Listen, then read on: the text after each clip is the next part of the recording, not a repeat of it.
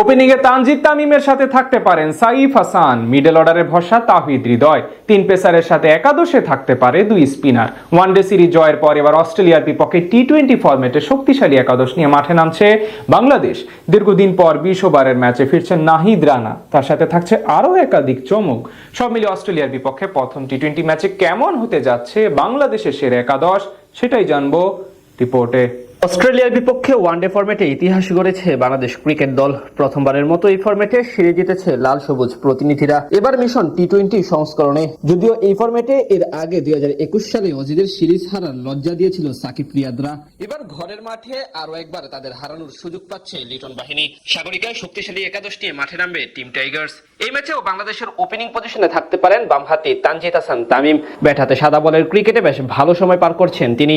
শেষ কয়েক বছরে জাতীয় দলের নিয়মিত সদস্যে পরিণত হয়েছেন এই ব্যাটার। তার সাথে থাকতে পারেন ডানহাতি সাইফ হাসান। ওয়ানডে ফরম্যাটে সময়টা একেবারে খারাপ গেলেও টি-20তে বলা চলে নিজের চেনা ছন্দে আছেন সাইফ। যদিও গেল নিউজিল্যান্ডের বিপক্ষে 3 ম্যাচে তেমন ভাবে প্রত্যাশা অনুযায়ী ব্যাট করতে পারেননি তিনি। তবে এই সিরিজে তার উপর থাকবে বাড়তি দায়িত্ব এবং চাপ। 3 নম্বর পজিশনে আস্থার নাম হতে পারেন অধিনায়ক লিটন কুমার দাস। ব্যাটাতে তিনি অবশ্য আছেন দারুণ ছন্দে।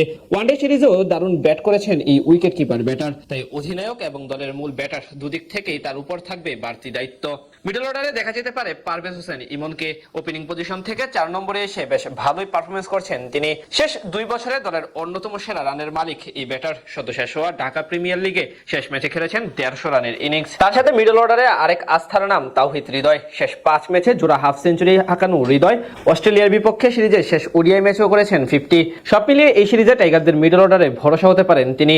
তাদের সাথে ফিনিশার হিসেবে থাকতে পারেন শামীম হোসেন পাটোয়ারি। নিউজিল্যান্ডের বিপক্ষে গেল সিরিজে 2 ম্যাচে 34 রান করলেও তার স্ট্রাইক রেট এমন পারফরমেন্স ছিল ম্যাচ জয়ের অন্যতম বড় কারণ। সেখান থেকে এই সিরিজেও তার কাছ থেকে তেমন ইম্প্যাক্টফুল পারফরমেন্স আশা করছেন সবাই। তাদের সাথে 2 স্পিনার হিসেবে থাকতে পারেন শেখ মাহাদি হাসান ও রিশাদ হোসেন। বর্তমানে টি-20 ফরম্যাটে বাংলাদেশের অন্যতম আস্থার নাম এই দুইটি।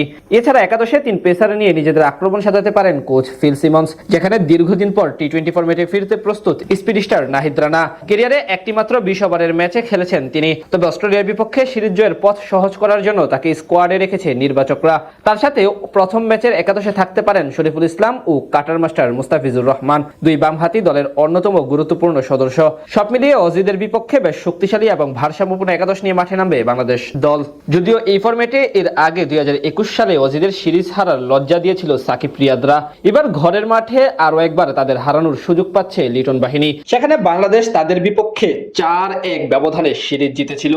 এবারও তেমন কিছুরই পুনরাবৃত্তি করতে চাইবে লিটন মুস্তাফিজরা।